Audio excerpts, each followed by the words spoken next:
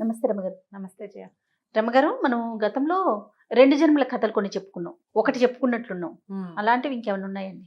అవి భలే ఇంట్రెస్టింగ్ ఉంటాయండి. అవొకటి గత జన్మ రహస్యాలని, పునర్జన్మలని ఇలాంటివి ఇది వినటానికి కూడా పునర్జన్మే, ఆ. మళ్ళీ పుట్టడం. మళ్ళీ పుట్టడం. పూర్వం రత్నాధిపుడు అని ఒక రాజుగారు ఉండేవాడు. ఒక దీవికి రాజు, చాలా పెద్ద దీవి. అయితే ఏంటంటే ఈయనకట చుట్టుపక్కల అన్ని రాజ్యాలు జయించేయాలి, అందరూ రాజకన్యల్ని వివాహం చేసేసుకోవాలి, అలాంటి కోరిక.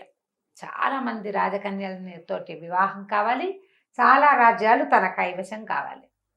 విష్ణుమూర్తిని బాగా ధ్యానించి ప్రార్థించేవాడు ఈ విషయం కోసం. ఈ విషయం గురించి. విష్ణుమూర్తిని ప్రార్థన చేశాడు చాలా కాలం. ఒక రకమైన తపస్సులాగా నిత్య పూజ జరిపితే ఒకనాడు విష్ణువు ఆయన అనుగ్రహించాడు.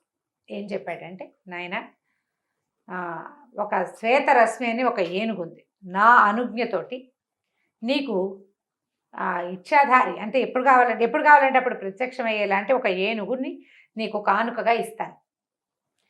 నువ్వు ఆ ఏనుగుని ఎక్కి ఏ రాజ్యానికి వెళ్తే ఆ రాజు నా యొక్క ప్రేరేపణతోటే తన కూతుర్నిచ్చి నీకు వివాహం చేస్తాడు, నీకు కప్పాలు చెల్లించి నీకు లోబడిపోతాడు అని వరం ఇచ్చాడు. వరం ఇస్తే అతనికి బ్రహ్మాండమైన తెల్లని ఏనుగు, 4 దంతాలు ఉన్నది, ఐరావతంలాగా కనపడే ఒక ఏనుగు, శ్వేతరశ్మి అనే ఏనుగు మబ్బుల్లో నుంచి దిగి వచ్చేసింది దీనికోసం. అది ఏనుగుని అధిరోహించి తిరిగేవాడు. ఒక్కొక్క రాజ్యాన్ని జయించాడు. ఎంతమందో రాజుల్ని జయించేశాడు. అందరూ ఒప్పేసుకున్నారు. 80,000 మంది రాజుల్ని జయించి 80,000 మంది రాజకన్యకల్ని వివాహం చేసుకున్నాడు ఇతను. 80,000 మందితోటి ఏం చేశాడు, ఎలా చేశాడు, సంసారం వాళ్ళతో ఎలా జాగ్రత్త పెట్టాడు, కొట్టు చావకుండా ఎలా చేశాడు, అసలు ఎలా గుర్తున్నారు ముందు? అవన్నీ అడగద్దు. ఓకే. అయితే ఏమైంది, ఈ 80,000 మంది భాలే హాయిగా, చాలా సంతోషంగా, చాలా గొప్పగా, విశేషంగా జీవించాడు ఆయన. అయితే ఒకసారి ఏమైందంటే, ఈయన దాంతో ఒక జైత్రయాత్ర ముగించి నగరానికి వస్తుండగా, నగరానికి బయటే ఇంకా నగర ప్రవేశం చేస్తూ ఉండగా ఒక పక్షి చాలా పెద్దది, అది ఏం చేసిందంటే ఏనుగుని ముక్కు పెట్టి గుచ్చేసింది. అంటే మామూలుగా పైన పక్షులు ఎగురుతుంటాయి, ఆ తల మీద తన్నేస్తుంటాయి, కొడుతూ ఉంటాయి. అవునండి. ఓ పక్షి దీనిని కుంభస్థలం మీద కూర్చింది. కూర్చేసరికి ఈయన ఏం చేశాడు, గబగబా అంకుశంతో పక్షిని తోలాడు. కానీ సరిగ్గా దానికి ఎక్కడ తగిలిందంటే ఆ దెబ్బ, ఆ ముక్కు దెబ్బ అమిత వేగంతో వచ్చింది. పెద్ద గండభేరుండ పక్షి, చాలా బరువైనది, ఒక అశనిఘాతంలాగా తగిలేసింది ఏనుగుకి. తగిలేసి గుడ్లు తేలేసేసింది. ఏనుగు పడిపోయింది కింద. ఇక తిప్పుకోల, స్పృహలోకి రాల, ఒక రకమైన మూలుగు, కదలిక లేదు, చాపచొట్లాగా పడిపోయి ఉంది. ఈయన ఎంత ప్రయత్నం చేసినా ఏనుగుని స్వస్థత పరచలేపాడు. భగవద్దత్తమైన ఏనుగు, అది ఎందుకు పడిపోయిందో ఈయనకు తెలియలేదు. అక్కడి నుంచి వారా వీరా ఎంతమందినో పిలిచి అడిగాడు, ఏం చెయ్యాలి, ఇంకా ఊరు దాట్లా, ఊళ్ళోకి వెళ్ళే అవకాశం లేదు, ఊరు బయటే, ఇది అంటే నగర ద్వారాల బయటే జరిగింది. అప్పుడు తాంత్రికులు, కర్తాంతికులు, వాళ్ళని వీళ్ళని అందరినీ పిలిస్తే వాళ్ళు ఏమన్నారంటే, మహాపతివ్రత హస్తస్పర్శ తగిలితేనే ఇది లేస్తుంది, ఇది దైవికమైన ఏనుగు, ఆ పక్షి కొట్టిన చోట దాని ప్రాణం తలుపు దీని మీద తగిలింది. పతివ్రత ఎవరైనా ఏనుగుని ముట్టుకుంటే ఇది లేస్తుందంటే, ఈయన ఉంటే మనకేం కోదమా పతివ్రతలకి, 80,000 మంది లేరు నా భార్యలు. అలాగని భార్యల్ని రప్పించాడు. 80,000 మంది రాజకుమార్తెలు అంటే 80,000 మంది మహారాణిలు, రాణులంతా ఒక్కొక్కళ్ళు విడివిడిగా వచ్చి ఏనుగుని కావలించుకున్నారు. కదలిక లేదు. వాళ్ళు సిగ్గుపడ్డారు. ఈయన తల ఎక్కడ పెట్టుకోవాలో తెలియని స్థితికి వచ్చేసాడు. ఇంతమంది రాణిలో ఒకటి పతివ్రత లేదు, ఈయన కర్మకి పాపం ఎవరు లేరు. ఒక్క భార్య కూడా పతివ్రత కాదు. సిగ్గుతో చచ్చిపోవాలనిపించింది ఈ రత్నాధిపుడికి పాపం. ప్రపంచానికి తెలిసిపోయింది చూడు, ప్రపంచం తెలుసుకుంది ఇది వీళ్ళ పతివ్రతలు కాదు అన్న విషయాన్ని. ఆయన చాలా సిగ్గుపడ్డాడు. ఆ సమయంలో హర్షగుప్తుడనే ఒక వ్యాపారస్తుడు ఈ నగరానికి వస్తున్నాడు వ్యాపారం కోసం. ఆయన ఈ పరిస్థితిని తెలుసుకుని ఏమన్నాడంటే, అయ్యా, నా దగ్గర ఒక పనిచేసే ఆవిడుందండి, నాకు దాసురాలు, నాకు సహాయంకురాలుగా వస్తుంది నేను ఎక్కడికైనా వెళ్తే. ఆమె పేరు శీలవతి, మహాపతివ్రత. ఆమె ముట్టుకుంటుందండి మీ ఏనుగునంటే ఈయన ఏమంటున్నాడంటే 80,000 మంది మహారాణులు అయ్యారు, ఇక శీలవతి ఎవతో వస్తుంది, సరే రాని నాయన అన్నాడు. ఇంకేం చేస్తారు, ఏదో ఒక ప్రయత్నం చేయాలి. ఆ శీలవతి వచ్చి కాళ్ళు చేతులు కడుక్కొని వచ్చి నమస్కరించి ఈ శ్వేతరశ్మిని ముట్టుకునేసరికల్లా లేచింది ఏనుగు. లేచి నిలబడింది, మెల్లిగా తిప్పుకుంది. రాణులు సిగ్గుపడి నగరంలోకి వెళ్ళిపోయారు. ఈ రత్నాధిపుడు ఢామని చాపచుట్టగా పడ్డాడు ఈవిడి కాళ్ళ మీద. మా తల్లి నీ వల్లే నా ఏనుగు బతికింది అని చెప్పి తర్వాత ఏనుగును స్వస్థతపరిచి నగరంలోకి తీసుకెళ్ళిపోయాడు. ఆ తర్వాత ఏం చేశాడంటే రత్నాధిపుడు ఈ శీలవతిని మంచి చేసుకుని ఏమన్నాడు, అమ్మ మీ వంశానికి చెందిన వాళ్ళు ఎవరైనా, మీ కుటుంబానికి చెందిన వాళ్ళు ఎవరైనా చక్కటి పెళ్ళి ఉంటే చెప్పు, నేను పెళ్లి చేసుకుంటా అన్నాడు. ఈయనకి 80,000 మంది మీద విరక్తి పుట్టింది. పతివ్రతల కోవ, శీలవతి మహాపతివ్రత. ఏనుగు చూపించింది కదా దానికి తార్కాణము. ఆవిడ చెల్లెల్లో ఆవిడ ఆడపడుచు కూతురునో మేనమా కూతురునో చేసుకుంటే వాళ్ళ వంశంలో పోలికలే వస్తాయి, వాళ్ళ వంశం అంతా పతివ్రతలుగా ఉంటారని భావించి అడిగేసరికల్లా శీలవతి ఏమందంటే, అయ్యా మాది తామ్రలిప్తి నగరం అండి, మా చెల్లెలుంది, పిల్ల పేరు రాజదత్త, మీరు కావాలంటే మా చెల్లెల్ని వివాహం ఆడుతురు కానీ వివాహ యోగ్యమైన వయసులోనే ఉంది పిల్ల అని చెప్పింది. ఈయన ఏం చేశాడు, వెంటనే ఆ హర్షగుప్తుని ఈ శీలవతిని తన శ్వేతరశ్మి ఎక్కించుకుని ఏనుగు మీద కొంతమంది పరివారంతో ఆ తామ్రలిప్తి నగరానికి వెళ్ళాడు. వెళ్ళి పిల్లని చూసి పెళ్లి కుదుర్చుకున్నాడు. ముహూర్తాలు పెట్టేయడానికి కార్తీకులు ఏమన్నారు, అయ్యా ఇది సమయం కాదండి, ఈ సమయంలో మీరు కనుక వివాహం చేసుకుంటే మీ భార్య అసతి అయ్యే అవకాశం ఉంది, పతివ్రత కాకపోయే అవకాశం ఉంది, కాబట్టి ప్రస్తుతానికి ఆగండి కొన్నాళ్ళు. అంటే ఆయన నేను ఆగలేనన్నాడు. నేను ఆగలేను, వెంటనే చేసేసుకోవాలి, పెళ్ళి అయిపోవాల్సిందే ఇప్పుడే ఈ ముహూర్తానికి, కాకపోతే అసతి అవుతుందని అనుమానం ఉంటే అసలు ఆ పిల్లకి రెండో మనిషి కనపడకుండా చేస్తాను నేను. పరాయి మగవాళ్ళు ఎవరైనా ప్రవేశిస్తే కదా ఆ పాతివ్రత్యం భంగం అయ్యేది, అసలు ఆ అవకాశం లేకుండా చేస్తా అని చెప్పి ఏం చేశాడు, ఈ పిల్లని పెళ్లి చేసేసుకుని ఆ రాజదత్తని ఏనుగు ఎక్కించుకుని తన ఇంటికి తీసుకొచ్చేసి తను ఉండే ఊరికి చాలా దూరంగా సముద్రంలో ఉన్న ఒక రత్నాల దీవిని ఈ అమ్మాయికి నివాసంగా చేశాడు. అదొక దీవి, పడవేసుకుని వెళ్తే కానీ మామూలు డింగి పడవలు అవి కుదరవు, పెద్ద పెద్ద నౌకలే వెళ్తాయి అక్కడికి. తను మాత్రమే వెళ్ళేలాగా ఏర్పరిచి ఆ అమ్మాయికి బోళ్ళంత మంది సైనికుల్ని, ఆడాళ్ళనే బోళ్ళంత మంది పరివారాన్ని, సేవకుల్ని ఏర్పరిచి, అన్ని ఆడంగులే, వేరే మగంగుల్ని లేకుండా చేసేసాడు. ఇప్పుడు ఏంటంటే ప్రమాదం రాకుండా ప్లాన్ చేసుకున్నాడు. కాదండి, ఇంత ప్లాన్ చేసుకునే బదులు ఆగొచ్చు కదా కొన్ని రోజులు. ఒక్కొక్కళ్ళకి ఆగలేనితనం ఉంటుంది జయ, పిచ్చి పాడుగాను, వాడి పిచ్చితోటి అలా చేశాడు పాప. సరే ఏమైంది, చక్కగా అన్ని ఏర్పరిచాడు, ఆ అమ్మాయిని అక్కడ ఉంచాడు. వారానికి ఒకసారి 2 సార్లు తను వస్తూ ఉండేవాడు భార్య దగ్గరికి.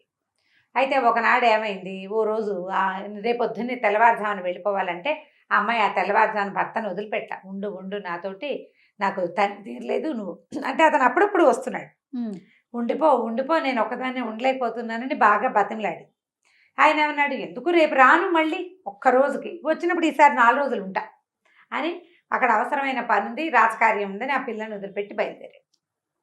ఈ భర్త వెళ్ళిపోయాడు, నౌకలో పడి వెళ్ళిపోయాడు. ఈ అమ్మాయి ఆ గేటు బయట నిలబడి ఆ నౌకలకేసే చూస్తోంది. ఇంతలో ఏమైంది, ఈయన ఇటు వెళ్ళాడు, అటువైపు నుంచి ఆ సముద్ర తీరం నుంచి ఒక కుర్రాడు నడిచొచ్చాడు.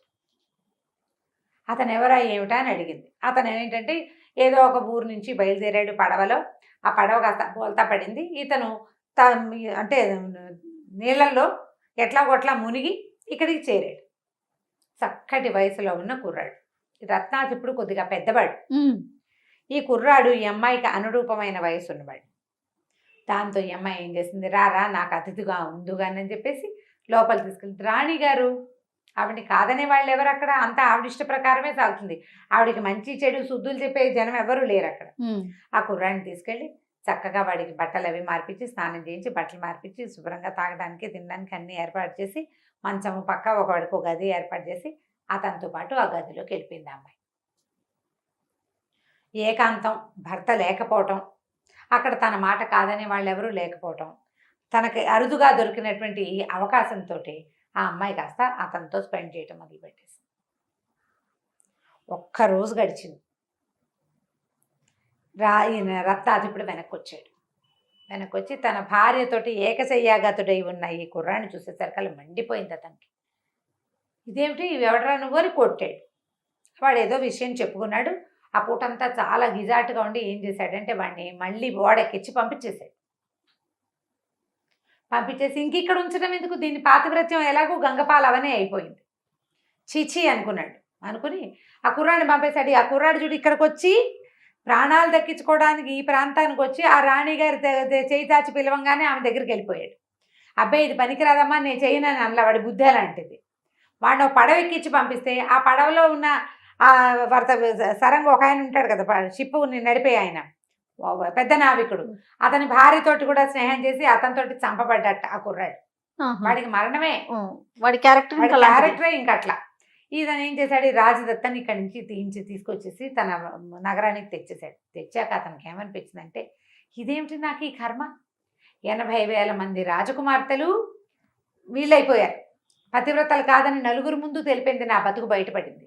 ఇది కావాలని శీలవతి చెల్లెలని మహాపతివ్రతల కోవకు చెందిందని తీసుకొచ్చి ఇంత జాగ్రత్తగా ఎక్కడా కనబడకుండా దీంట్లో ఎలాగంటే రామచిలక ప్రాణం లోపల ఎక్కడో పెట్టి రామచిలకలో పెట్టినట్టుగా దాచిపెట్టినా కూడా దీని పాతివ్రత్యం పాడైపోయింది. ఎందుకు నాకు ఈ తపస్సు ఏమిటి, నాకు ఇదేమిటి, రాజ్యం ఏమిటి, నేను రాజుతానం ఏమిటి, నాకు ఇదేం వద్దనిపించేసింది, వద్దని వెళ్ళిపోదాం అనుకున్నాడు.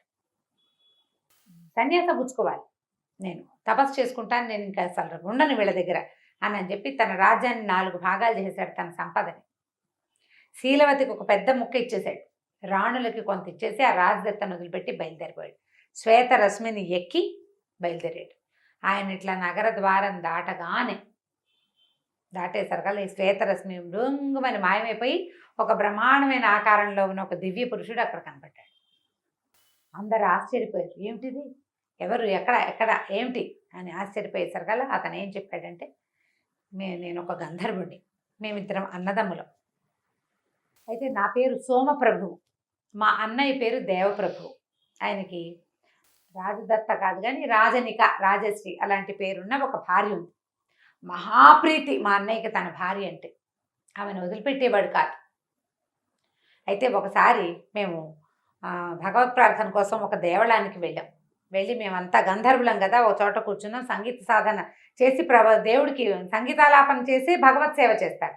ఆ సంగీత సాధన చేస్తూ ఉండగా రాజవతి పేరు, రాజవతి ఆమెకేసే చూస్తున్నట్ట సిద్ధుడు ఆ సంగీతానికి చూస్తుండేసరికల్లా ఈ అసూయాపరుడైనటువంటి దేవప్రభు అనే మా అన్నయ్య, ఏమిటి నా భార్యకేసి అదే పనిగా చూస్తున్నావు అని చెప్పి కేకలేశాడు. దాంతో సిద్ధుడి కొళ్ళు మండిపోయింది. అవురవరా, నీ భార్యకేసి చూడటం ఏమిట్రా, నీకు ఇంత ఈర్ష్య ఏమిటి, ఇంత అసూయ ఏమిటి, అమ్మాయి వెప్పిస్తే నీ భార్య సౌందర్యానికి నేను లోబడిపోయినట్ట, సంగీతం కోసం ఆమె కేసు చూస్తున్నాను, నువ్వు ఇంత ఈర్ష్యాలు, నీకు గంధర్వయోనిగా ఉండకూడదు, నువ్వు ఇట్లా ఉండకూడదు, ఎవరైనా నీ భార్య కేసు చూస్తేనే ఆమె పాతివ్రత్యం పోతుందని నీ దుర్బుద్ధి ఉంది చూడు, ఈ బుద్ధి వల్ల నువ్వు మానవ జన్మనెత్తు అన్నాడు. అనేసరికల్లా ఇంతలో ఏమైంది, పక్కనే కూర్చున్నాడు సోమప్రభు తమ్ముడు, ఈయన చిన్న తెల్ల ఏనుగు బొమ్మ ఉంది అతని చేతిలో, ఆటకి తెచ్చుకున్నాడు. ఆ ఏనుగు బొమ్మనైతే ఆ సిద్ధుడికి వేసి విసిరి కొట్టాట, మా అన్నయ్యని శపిస్తావా, విసిరి కొట్టేసరికల్లా, అవురా అన్నకి తగ్గిన తమ్ముడు వీడు, ఇంత పొగరు ఉంది, నీ ఏ బొమ్మతోటైతే నన్ను కొట్టావో అదే తెల్ల ఏనుగుగా నువ్వు మారిపో, భూలోకంలో పుట్టు నువ్వని శపించాడు. దాంతో ఈయన వీళ్ళు బతిమలాడుకున్నారు, మమ్మల్ని రక్షించమని. అనేసరికల్లా ఆయన ఏమన్నాడంటే, ఈ మాత్సర్యానికి, ఈ రకమైన అసూయాపరత్వానికి నీకు ఖచ్చితంగా శిక్ష పడవలసిందే, భూలోకంలో పుట్టు, 80,000 మందిని వివాహం చేసుకుంటావు, కానీ జనసమూహంలో నీ భార్యలు పతివ్రతలు కాదనే విషయాన్ని నీకు తెలుసుకుంటావు. ఏ భార్యను చూసుకుని నువ్వు ఇంత ఈర్ష్యాగ్రస్తుడివి, అసూయాగ్రస్తుడివి అయ్యావో, ఆ భార్య పరపురుషుడితోటి కలిసి ఉండగా కంటితో చూస్తావు నువ్వు, అప్పుడు కానీ నీకు బుద్ధి రాదు. ఆ తర్వాత నీకు వచ్చిన ఆ వైరాగ్యం వల్ల అప్పుడు నీకు శాప విమోచనం కలుగుతుంది. నువ్వు ఎప్పుడు స్త్రీలని నువ్వు రక్షించకూడదు, మగవాడు స్త్రీలని రక్షించడు, స్త్రీయే స్త్రీని రక్షించుకోవాలి. ఆమె సద్గుణ సంపన్నగా ఉండాలి అని నువ్వు జాగ్రత్త పడ్డం కాదు, నేను సద్గుణగా సంపన్నగా ఉండాలని స్త్రీ భావించాలి. మగవాడు కాపాడి మొదట తండ్రి, తర్వాత భర్త, ఆ తర్వాత కుమారులు స్త్రీని రక్షిస్తామని అనుకోవటం చాలా పొరపాటు. నాకు రక్షణ, నేను రక్ష అని వాళ్ళు భావిస్తేనే వాళ్ళ పాతివ్రత్యము, వాళ్ళ సౌశీల్యము నిలబడుతుంది. ఎవరైనా చూస్తేనే ఏదో అయిపోతుందని నువ్వు అనుకుంటే అది చాలా తప్పు. అది చేయకూడదు. ఇలాంటి గుణం కలిగి ఉన్న మానవుల యొక్క లక్షణం ఇది. నేను రక్షించి కాచి కాచి కాపాడతాను, ఎవరు నా పెళ్ళాం వైపు చూడకూడదు లాంటి భావనలు మనుష్య భావనలు. అదే వాళ్ళ నాశనానికి కారణం. నువ్వు అలా మారిపోమని ఆయన శాపం ఇచ్చాడు. శాపావసానం ఏం చెప్పాడంటే, ఎప్పుడైతే నువ్వు భార్యని పరపురుషుడితోటి చూస్తావో, ఎప్పుడు నీకు ఇది వద్దనిపిస్తుందో జీవితం, ఆనాడు నీకు శాప విమోచనం అన్నాడు. అంచేత నాకు శాప విమోచనమైంది. నేను సోమప్రభువు, ఈయన మా అన్నయ్య దేవప్రభువు అని చెప్పేసరికల్లా ఆయనకి మొత్తం జ్ఞాపకం వచ్చింది. ఈయనకి రథాధిపుడికి జ్ఞాపకం వచ్చి, ఓహో అయితే నా భార్య రాజదత్తే, ఆనాటి రాజవతి. వెంటనే తన భార్యను కూడా పిలిపించుకున్నాడు అతను. ఎవరు? శీలవతి చెల్లిని. శీలవతి చెల్లి, తన భార్య ఆవిడే కదా. ముగ్గురు కలిసి గంధర్వులుగా మారిపోయి తమ లోకానికి వెళ్ళిపోయారు. మొదట గంధర్వులుగా ఉన్న వీళ్ళు ఈ ఈర్ష్యాపరత్వము, అసూయాపరత్వము, తన భార్యను ఎవరు చూడకూడదు అనే ఒక దిక్కుమాల గుణంతో మానవులుగా జన్మించవలసి వచ్చింది. జన్మించి ఎలాంటి అవమానం పొందాడు అతను? వీడి చెప్పుకోలేనంత. పతివ్రతలు కాదు వీడి భార్యలు అంటే ఎంత చిన్నతనం. 80,000 మంది. అది అదే 80,000 మంది మళ్ళీ మామూలు వాళ్ళు కాదు, రాజకుమార్తెలు. కావాలని చేసుకున్న శీలవతి చెల్లెలు కూడా శీలవతి కాలేదు చివరికి. అలాంటి పరిస్థితిని ఈర్ష్యాపరత్వమే అతనికి తీసుకొచ్చింది. ఈ సందర్భంగా ఆ కథలో చెప్పబడేది ఏంటంటే, స్త్రీని పురుషుడు రక్షిస్తున్నాడు అని అనుకోవటం భ్రమ. స్త్రీకి రక్షణ ఆమె యొక్క సౌజన్యము, సౌశీల్యమే కానీ మగవాడు ఆమెను ఇతరుల నుంచి కాపాడలేడు. వాళ్ళకి వశం కాకూడదు, ఇంకొకళ్ళని నా జీవితంలోకి రానివ్వకూడదని ఆ స్త్రీ అనుకుంటే ఎలాంటి పరిస్థితుల్లోనూ ఆమె పాతివ్రత్యాన్ని తప్పదు. నువ్వు కాచి కాపాడి ఎక్కడైనా తీసుకెళ్ళి చీకటి గుహలో దాచేసినా అక్కడ కూడా ఏదో ఒకటి జరుగుతుంది పొరపాటు. ఆమె అనుకోవాలి. ఆ సందర్భంగా ఈ కథ చెప్తారు. కథా సరిసాగరంలో కథే. చాలా బాగుంది రమ్మ గారు. ఇంకొక స్టోరీతో మళ్ళీ కలుద్దాం. నమస్తే. నమస్తే జయ.